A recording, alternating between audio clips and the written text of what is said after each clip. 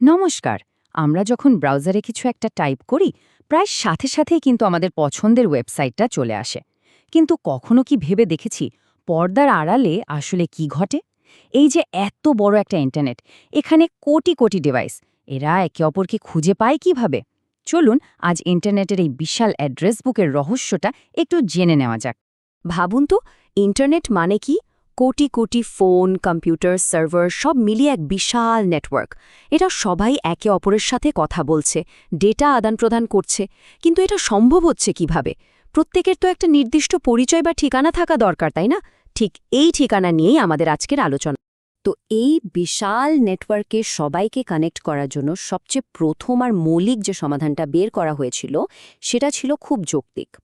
প্রত্যেকটা ডিভাইসকে একটা ইউনিক মানে একদম আলাদা একটা অ্যাড্রেস বা ঠিকানা দিয়ে দেওয়া। এই ঠিকানাটাই হলো পুরো সিস্টেমের একেবারে ভিত্তি। এই ঠিকানাটারই একটা গালভরা নাম আছে, আইপি অ্যাড্রেস বা ইন্টারনেট প্রোটোকল অ্যাড্রেস। সহজ করে বললে এটা হলো ইন্টারনেটে থাকা প্রত্যেকটা ডিভাইসের নিজস্ব ডিজিটাল পরিচয়। এটা আসলে কিছু সংখ্যার একটা সেট, যা কম্পিউটার খুব সহজে বুঝতে পারে। যদিও আমাদের মতো মানুষের জন্য এই সংখ্যাগুলো মনে রাখা বেশ কঠিন। এই ডিজিটাল পরিচয় ছাড়া অনলাইনে কোনো যোগাযোগই কিন্তু সম্ভব না। একটা আইপি অ্যাড্রেসেরও কিন্তু দুটো প্রধান অংশ থাকে। প্রথমটা হলো নেটওয়ার্ক অংশ, যা অনেকটা আমাদের এলাকার পোস্টাল কোডের মতো। মানে এটা বলে দেয় যে ডিভাইসটা ঠিক কোন নেটওয়ার্কের মধ্যে আছে। আর দ্বিতীয়টা হলো হোস্ট অংশ, যা অনেকটা সেই এলাকার মধ্যে নির্দিষ্ট বাড়ির নম্বরের মতো। এটা ওই নেটওয়ার্কের মধ্যে ঠিক কোন ডিভাইসটা সেটাকে চিনিয়ে দেয়। কি সহজ, তাই না? কিন্তু একটা সময় একটা বিশাল সমস্যা দেখা দিল। ইন্টারনেট ব্যবহারকারীর সংখ্যা এত দ্রুত বাড়তে শুরু করল যে এই ডিজিটাল ঠিকানাগুলো একরকম ফুরিয়ে আসতে শুরু করল। তো এই জায়গার অভাবের সমস্যাটা কিভাবে সমাধান করা হলো, চলুন সেটাই দেখি। একদম শুরুর দিকে যে এই সিস্টেমটা চালু হয়েছিল, তার নাম ছিল IPv4, অর্থাৎ ইন্টারনেট প্রোটোকল ভার্সন 4। এটা ছিল একটা 32 বিটের সিস্টেম, আর তখনকার দিনের জন্য এটা যথেষ্ট ছিল বলেই মনে করা হয়েছিল। এই 32 বিট সিস্টেম দিয়ে মোট প্রায় 430 কোটির মতো ইউনিক অ্যাড্রেস তৈরি করা যেত। শুরুতে সংখ্যাটা অনেক বড় মনে হলেও এখনকার যুগে, যেখানে আমাদের হাতে হাতে স্মার্টফোন, ল্যাপটপ, ঘরে ঘরে স্মার্ট টিভি, এমনকি স্মার্ট ফ্রিজও আছে, এই সংখ্যাটা আসলে কিছুই না। ঠিকানা ফুরিয়ে আসছিল, এবং সেটা খুব দ্রুত। সমস্যাটা কিন্তু খুবই সিরিয়াস ছিল। বিশ্বজুড়ে কোটি কোটি নতুন ডিভাইসকে ইন্টারনেটে আনার জন্য IPv4 এর ভাণ্ডার প্রায় খালি হয়ে গিয়েছিল। এটা পরিষ্কার ছিল যে একটা নতুন, আরও বড় কোনো সমাধান দরকার। আর সেই সমাধান হিসেবেই এলো পরবর্তী প্রজন্মের ইন্টারনেট প্রোটোকল, IPv6, মানে ইন্টারনেট প্রোটোকল ভার্সন 6।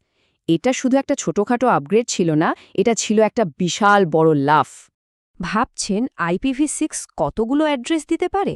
সংখ্যাটা হলো 34 আন্ডেসিলিয়ান, মানে 34-এর পরে আরও 36টা শূন্য।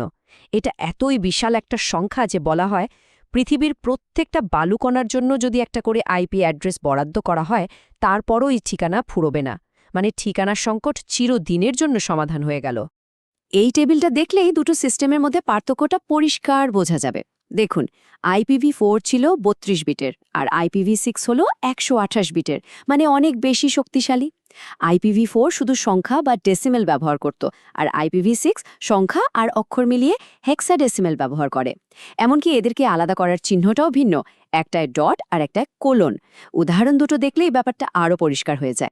আচ্ছা, কম্পিউটার তো না হয়ে সংখ্যা দিয়ে কাজ চালিয়ে নিল, কিন্তু আমাদের মানে সাধারণ মানুষের জন্য এই হিজিবিজি সংখ্যা মনে রাখা তো প্রায় অসম্ভব একটা ব্যাপার।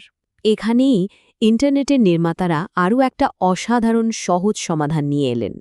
একবার ভাবুন তো, আমরা যদি facebook.com এর বদলে প্রত্যেকবার 31.13.78.35 এরকম একটা নম্বর টাইপ করে ওয়েবসাইটে ঢুকতাম, তাহলে কি হতো?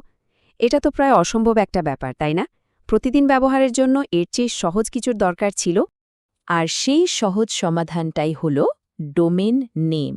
এটা হলো একটা সহজ টেক্সট ভিত্তিক নাম, যা আসলে একটা জটিল আইপি অ্যাড্রেসকে আড়াল করে রাখে।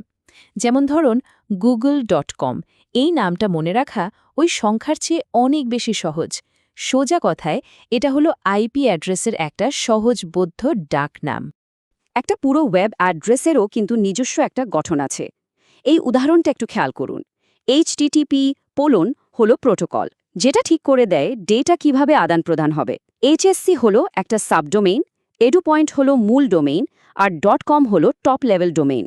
এরপর .bd কান্ট্রি কোডটা বলে দিচ্ছে যে এটা বাংলাদেশের। আর একদম শেষের অংশটা হলো ওই ওয়েবসাইটের ভেতরের একটা নির্দিষ্ট পেজের রাস্তা বা পাথ। এখন আসল প্রশ্নটা হলো, মানুষের জন্য সহজ এই নাম আর কম্পিউটারের জন্য সহজ এই সংখ্যার মধ্যে সংযোগটা ঘটায় কে? এর পেছনের ম্যাজিকটা আসলে কি? মানে আমরা যখন ব্রাউজারে google.com লিখি, তখন কম্পিউটার কিভাবে বুঝে যায় যে তাকে কোন আইপি অ্যাড্রেসে যেতে হবে? এই ব্রিজটা কে তৈরি করে দেয়? এর উত্তর হল ডিএনএস বা ডোমেন নেম সিস্টেম। ডিএনএসকে খুব সহজে ইন্টারনেটের একটা বিশাল ফোনবুক বলা যেতে পারে।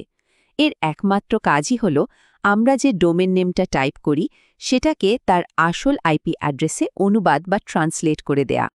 আর এই পুরো ব্যাপারটা ঘটে যায় চোখের পলকে। আমরা একটা ডোমেন নেম টাইপ করার সাথে সাথেই ব্রাউজার একটা ডিএনএস সার্ভারকে জিজ্ঞেস করে, ভাই, এই নামের আসল ঠিকানাটা কি?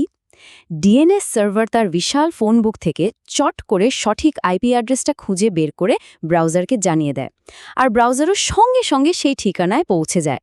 এই সব কিছু ঘটে যায় 1 সেকেন্ডেরও অনেক কম সময়ে।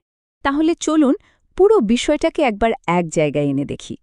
এই যে এতগুলো স্তর, এই সিস্টেমটা আসলে কেন এত গুরুত্বপূর্ণ আর কিভাবে এটা আমাদের অনলাইন জীবনকে এতটা সহজ করে তুলেছে? তাহলে পুরো ছবিটা অনেকটা এই রকম। আইপি অ্যাড্রেস হল কম্পিউটারের জন্য একেবারে মূল ভিত্তি। তার ঠিক ওপরে ডোমেইন নেম হল আমাদের মতো মানুষের জন্য একটা সহজবদ্ধ স্তর। আর ডিএনএস হল সেই অদৃশ্য জাদুকর যে এই দুটো জগৎকে একদম নিখুঁতভাবে জুড়ে দেয়। এই 3টা স্তর এক হয়ে কাজ করে বলেই আমাদের ইন্টারনেট ব্যবহার করাটা এত সহজ আর মসৃণ। IPv6 এর কল্যাণে আমাদের কাছে এখন ঠিকানার কোনো অভাব নেই, বলা যায় প্রায় অসীম। তাহলে একটু ভাবুন তো, এই অফুরন্ত ঠিকানা দিয়ে ইন্টারনেটের ভবিষ্যৎ ঠিক কেমন হতে পারে? যখন আমাদের চারপাশের প্রত্যেকটা জিনিস, আমাদের গাড়ি থেকে শুরু করে কফি মেকার পর্যন্ত সবকিছু ইন্টারনেটে কানেক্টেড থাকবে, তখন আমাদের পৃথিবীটা ঠিক কেমন হবে? এই ভাবনাটা নিয়েই আজকের মতো শেষ করছি।